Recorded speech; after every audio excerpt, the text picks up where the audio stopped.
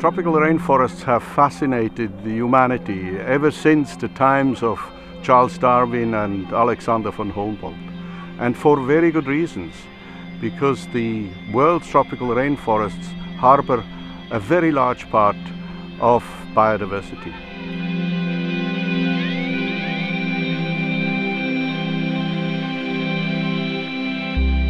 The knowledge about this biodiversity has expanded tremendously in the past 2 decades.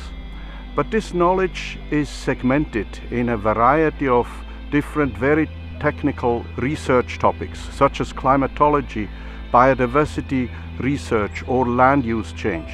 And very few people nowadays have an overview of all the aspects. So what I have tried to do in this book is to provide a comprehensive overview of all the factors, all the science-based material that exists and will determine the future of these tropical forests.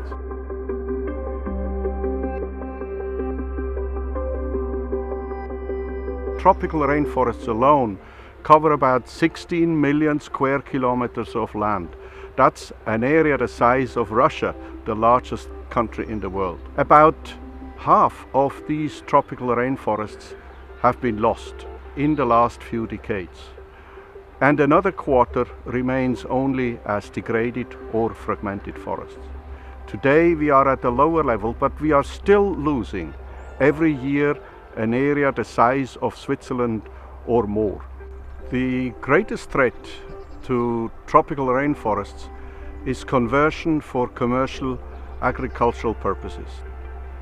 Oil palm plantations, cattle ranching, and soy plantations are effectively producing foodstuffs for an increasingly urban population of the world, driven very often by the very rapidly increasing consumption of meat all over the world. So we are literally eating up the tropical rainforests of the world. There are of course other factors like the traditional slash and burn farming by smallholders that play still an important role, particularly in Africa and in some Southeast Asian countries. But increasingly also mining as well as petroleum exploration and exploitation play an important factor. Logging contributes primarily to the degradation of tropical forests, and a very large area is currently under logging operations, about the equivalent of the size of India. Hopes have also been fostered that the tropical rainforests could save humanity, in the sense that they could absorb perhaps up to a third of the fossil fuel CO2 emissions that we are producing. As a matter of fact, tropical rainforests are rather a victim of climate change, because with increasing drought periods, as we have seen them recently, not least in the Amazon every 5 years, tropical rainforests may even turn into a CO2 source. So therefore it becomes a very important factor to mitigate climate change if we want to save tropical rainforests.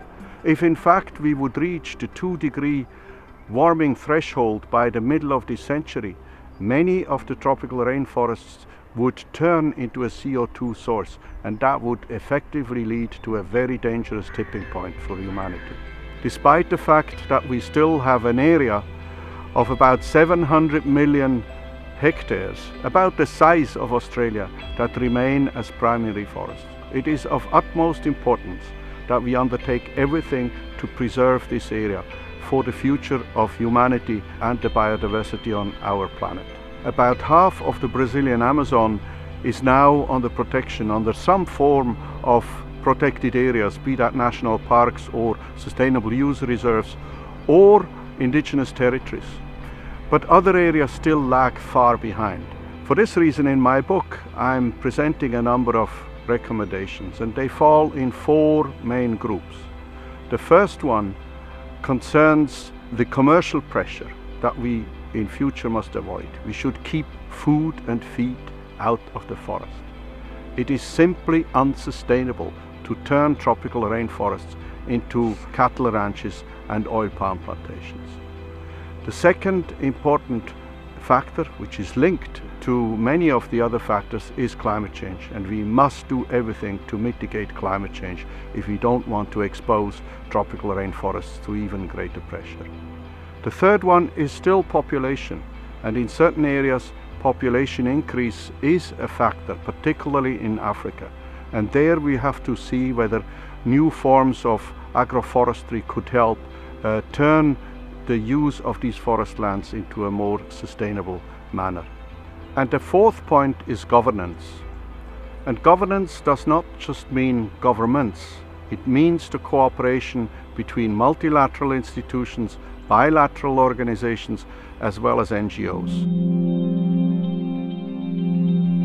It is of utmost importance for the future of the world's biodiversity that we protect the remaining primary rainforests that still exist and do everything to promote reforestation, either by replanting or enrichment planting or just natural regrowth that can build bridges between forest remnants all over the world.